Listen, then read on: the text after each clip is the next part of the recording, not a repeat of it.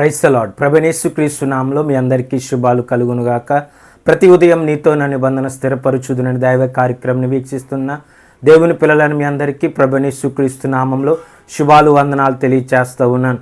అలాగే నూతనంగా ఈ కార్యక్రమాన్ని ఎంతమంది అయితే వీక్షిస్తున్నారో మీ అందరికీ కూడా ప్రభువైన యేసుక్రీస్తు నామములో శుభాలు తెలియజేస్తూ ఉన్నాను. ఉదయకాల సమయంలో దేవుడు మనకు అనుగ్రహించినటువంటి వాక్య భాగము లూకా సువార్త 18వ అధ్యాయము 7వ వచనంలో ఇలాగూ రాయబడి ఉంది. దేవుడు తాను ఏర్పరచుకున్న వారు దివారాత్రులు తను గూర్చి మొర్రపెట్టుకొనుచుండగా వారికి న్యాయము తీర్చడం. దేవుని పిల్లలారా, ఎప్పుడైతే దేవుని నమ్ముకున్నటువంటి మనము, యేసుక్రీస్తు ప్రభువుని ఆశ్రయించినటువంటి మనము, దేవుడు మన జీవితంలో గొప్ప కార్యాలు చేసే దేవుడు, ఆయన ప్రార్థనలు ఆలకించేటువంటి దేవుడు. అందుకని దేవుని పిల్లలు ఆయనకు ఎప్పుడైతే ప్రార్థన చేస్తారో వారి మొర దేవుడు ఆలకిస్తాడని చెప్పి దేవుని యొక్క వాక్యం తెలియచేస్తూ ఉంది. అడిగేటప్పుడు విశ్వాసంతో అడగాలని, నువ్వు అడుగుతున్న ప్రతిదీ కూడా పొందుకొనిచున్నాను అని చెప్పి దేవుడు ఇస్తున్నాడని చెప్పి, ఆయన నాకు సమస్తమును కూడా అనుగ్రహించే దేవుడు అని చెప్పి నీవు నమ్మాలని చెప్పి దేవుడు అనేకమైన సార్లు మనకు తెలియచేస్తూ ఉన్నాడు. అంతేకాదు దేవుని పిల్లారా, విశ్వాసం ఉంచాలి దేవుని మాట మీద, దేవుని యొక్క మాట పరిశుద్ధ గ్రంథం మీద, ఆయన చెప్తున్నటువంటి మాటల యందు లక్ష్యం ఉంచాలి. మనం చేస్తున్న ప్రార్థన మీద మనకేం ఉండాలి? విశ్వాసం ఉండాలి.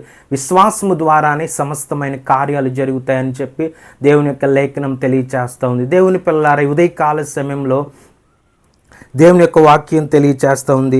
దేవుడు తాను ఏర్పరచుకున్న వారు దివారాత్రులు తను గూర్చి మొరపెట్టుకొనుచుండగా వారికి న్యాయము తీరుస్తాడంట. దేవుని పిల్లలారా, దివారాత్రము కూడా ఎవరైతే ఆయన సన్నిధిలో ప్రార్థన చేస్తారో, ఏ అవసరమును గురించి, ఏ సమస్యల గురించి, ఏ ఇబ్బంది అయితే నీ జీవితంలో ఉందో, ఏ సమస్య అయితే నీలో ఉందో, ఏ అప్పులైతే నీ జీవితంలో కనబడుతున్నాయో, ఏ కుటుంబ సమస్య నీలో లోటుగా కనబడుతుందో, నీ పిల్లల విషయం కావచ్చు, నీ పిల్లల భవిష్యత్తు విషయం కావచ్చు, వారి చదువుల విషయం కావచ్చు, ఉద్యోగం విషయంలో కావచ్చు, వివాహాల విషయాలు కావచ్చు, గృహ నిర్మాణం విషయంలో కావచ్చు, ఉద్యోగాల విషయంలో కావచ్చు, సమస్తములో కూడా ఆయనకు మొరపెట్టు వారికి దివారాత్రము కూడా ఎప్పుడైతే ఆయనకు మొరపెడతారో దేవుడు వారికి తప్పకుండా న్యాయము తీర్చే దేవుడు అని చెప్పి దేవుని యొక్క వాక్యం తెలియచేస్తూ ఉంది. అందుకని ఆయన యేసుక్రీస్తు ప్రభువారు ఉదాహరణగా ఒక మాట చెప్తా ఉన్నాడు. విసుకక నిత్యము ప్రార్థన చేయవలెను అనుటకు ఒక ఉదాహరణగా దేవుడు ఒక వాక్యాన్ని అక్కడ ఒక మాట దేవుడు తెలియచేస్తున్నాడు. అదేంటంటే పై వచనంలో మనం చూస్తే, విసుగక నిత్యము ప్రార్థన చేయుచుండవలెననుటకు ఆయన వారితో ఒక ఉపమానం తెలియచేస్తూ ఉన్నాడు. అదేంటంటే, దేవునికి భయపడకయు మనుష్యులను లక్ష్య పెట్టకయు ఉండు ఒక న్యాయాధిపతి ఒక పట్టణంలో ఉన్నాడంట. ఆ పట్టణంలో ఉండెను. ఆ పట్టణంలో ఒక విధవరాలు ఉండెను. ఆమె అతని యొద్దకు తరచుగా వచ్చి నా ప్రతివాదికి నాకును న్యాయము తీర్చమని అడుగుచు వచ్చెను. కానీ అతడు కొంతకాలము ఒప్పకపోయేనని చెప్పి దేవుడు అక్కడ ఉన్నటువంటి జనసమూహమునకు ఉదాహరణగా తెలియచేస్తాడు ఉన్నాడు. తరువాత అతడు, నేను దేవునికి భయపడకయు మనుష్యులను లక్ష్య పెట్టకయు ఉండినను ఈ విధవరాలు నన్ను తొందర పెట్టుచున్నది గనుక ఆమె మాటికి వచ్చి గోజాడుకుంటున్నట్లు ఆమెకు న్యాయము తీర్తునని తనలో తాను అనుకొనెను. మరియు ప్రభువులను అన్యాయస్తుడైన ఆ న్యాయాధిపతి చెప్పిన మాట వినుడి. దేవుడు తాను ఏర్పరచుకున్న వారు దివారాత్రులను దేవుని తన్ను గూర్చి మొరపెట్టుకొనుచుండగా వారికి న్యాయము తీర్చడంటున్నాడు. దేవుని పిల్లలారా, చూడండి, ఒక న్యాయాధిపతి ఒక పట్టణంలో ఉన్నాడు. ఆ పట్టణంలో ఉన్నటువంటి న్యాయాధిపతి మనుషులను లక్ష్య పెట్టడంట. అంతేకాదు, మనుషులను దేవునికి భయపడకయు మనుషులను లక్ష్య పెట్టకయుండు ఒక న్యాయాధిపతి ఉన్నాడంట. అయితే అదే ఊరిలో ఒక విధవరాలు కనబడుతూ ఉంది.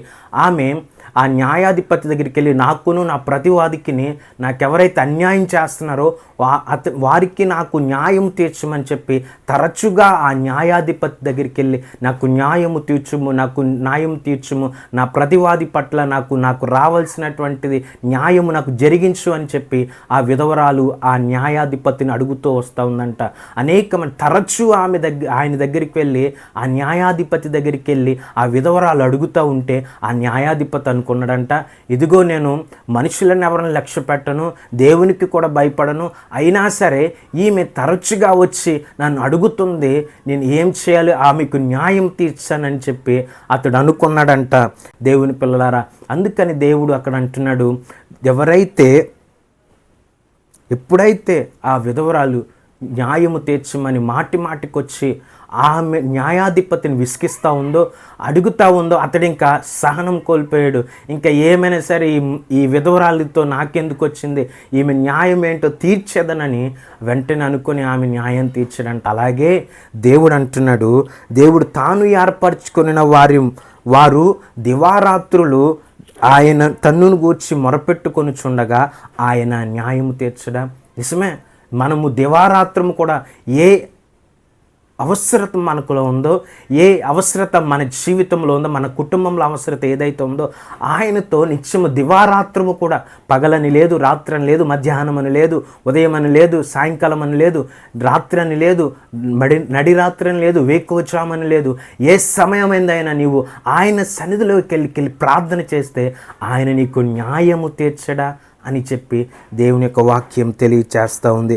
ఆ అన్యాయస్తుడైనటువంటి ఆ న్యాయాధిపతి ఆమె మాటికొచ్చి ఆయనను శోధిస్తూ ఉంటే, నేను దేవునికి భయపడట్లేదు, మనుషులని లక్ష్య పెట్టను, అటువంటిది ఈమె నన్ను మాటికొచ్చి నన్ను హింసిస్తుంది, నన్ను శోధిస్తుంది, ఎందుకు వచ్చింది, నీకు ఎలాగ న్యాయం చేయాలని విసికి వేసారి నేను ఆమెకు న్యాయం తీర్చునని చెప్పి న్యాయం చేసినట్లుగా దేవుడు నీవు చేస్తున్న ప్రార్థనకు ఎలాగైనా జవాబు ఇవ్వాలని చెప్పి నీవు మాటికొచ్చి ఆయనను తొందర పెడుతున్నప్పుడు దేవుడు కూడా నీ జీవితంలో ఆయన నీవు చేస్తున్న విన్నపమును గురించి ఆయన నీకు ఏం చేయాలనుకుంటున్నాడంట, నీవు పెట్టు మొర కొరకు ఆయన నీకు కూడా న్యాయం తీర్చాలనుకుంటు. నీ అవసరత ఏదైతే ఉందో, నీ యొక్క అవసరం ఏదైనా కానీ, నీ సమస్య ఏదైనా కానీ దేవుడు తీరుస్తాడని ఎప్పుడు అంటే నీవు విసుగకుండా ప్రార్థన చేయాలి.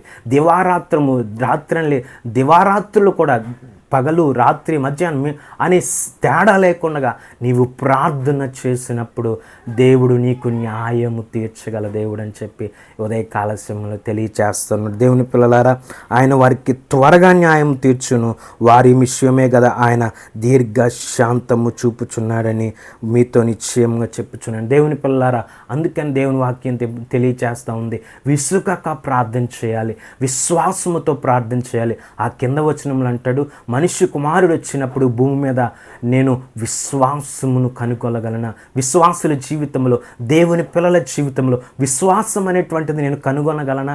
ఎందుకంటే వారు చేసే ప్రార్థనలో వారికి విశ్వాసం లేదు, వారి నమ్మటం లేదు. చేస్తున్న ప్రార్థన దేవుడు ఆలకిస్తున్నాడు ఏంటి, అసలు నా ప్రార్థన ఆలకిస్తే దేవుడు నా జీవితంలో ఎందుకు కార్యం చేయడు, ఎందుకు నేను ప్రార్థన చేసినా నేను ప్రతిఫలం పొందుకోలేకపోతున్నానని చెప్పి వారు అనుకుంటున్నారు. కాబట్టి వారి జీవితంలో విశ్వాసాన్ని కనుగొనలేకపోతున్నాను, వారు విశ్వాసం లేకుండా వారు చెదిరిపోతూ ఉన్నారు, వారు చల్లారిపోతూ ఉన్నారని చెప్పి దేవుడు వారిని మనలను గురించి ఆయన అడుగుతూ ఉన్నాడు. దేవుని పిల్లలారా, మాటికి దివారాత్రము మీరు ఎప్పుడైతే ఆయన సన్నిధిలో ఆయనకు మొర పెడతారో మీకు దేవుడు న్యాయము తీరుస్తానంటున్నాడు. దేవుని పిల్లలారా, ఉదయకాల సమయంలో దేవుని సన్నిధిలో నీవు ఎప్పుడైతే అడుగుతావో ప్రార్థన చేస్తావో, మొర పెడతావో, పెనుగులాడతావో, నీవు దేవుని యొక్క గొప్ప రక్షణ నీవు చూడగలుగుతావు. దేవుని సన్నిధిలో నీవు గొప్ప సంతోషమును చూడగలుగుతావు. నీ కుటుంబంలో సమస్యలన్నిటిని గురించి ఆయనలో నీకు ప్రతి అవసరమును దేవుడు తీర్చగల దేవుడు. ఎటువంటి కృప ఈ ఉదయకాల సమయంలో మనందరికీ అనుగ్రహించునుగాక. ఆమెన్. ప్రార్థన చేసుకుందాం. మహాపరిశుద్ధుడవు నాయన, మహోన్నతుడ ప్రభువా, సర్వశక్తిమంతుడవు నాని ఉదయకాల సమయంలో నిశ్చయంగా ప్రభువా నాయన మాటలు విన్న దాన్ని బట్టి వందనాలు. ఇదిగో ప్రభువా, విసుగక నిత్యం ప్రార్థన చేయవలననుటకు ప్రభువా నాయన ఒక విధవరాలు ప్రభువా నాయన దేశంలో ఉన్నటువంటి ప్రభువా నాయన న్యాయాధిపతి ప్రభువా నాయన దేవునికి భయపడక మనుషులను లక్ష్య పెట్టక ఉండును. అటువంటి న్యాయాధిపతికి వెళ్ళి మాటికి ప్రభు విసిగించు ప్రభువా నాయన నా ప్రతివాదికి నాకు న్యాయం తీర్చమని అడుగుతూ ఉంటే ప్రభువా, అలాగైతే న్యాయం తీర్చడానికి ప్రభువా అడుగుతున్నావో ప్రభు, అలాగే అవును ప్రభు, నేను మాటికి నీ సంధిలో అడిగే కృప దయచేయండి, నన్ను అడిగి పొందుకునే భాగ్యం దయచేయండి. ఈ కార్యక్రమం చూస్తున్న ప్రతి దీవించి ఆశ్రయించి నీ కృపలో బలపరచమని నజరేయుడైన యేసు నామమున అడిగి ప్రార్థించి వేడుకుంటున్నాం తండ్రి. ఆమెన్. Praise the Lord. దేవుడు మిమ్మల్ని మీ కుటుంబాలు దీవించి ఆశీర్వదించును గాక. ఆమెన్.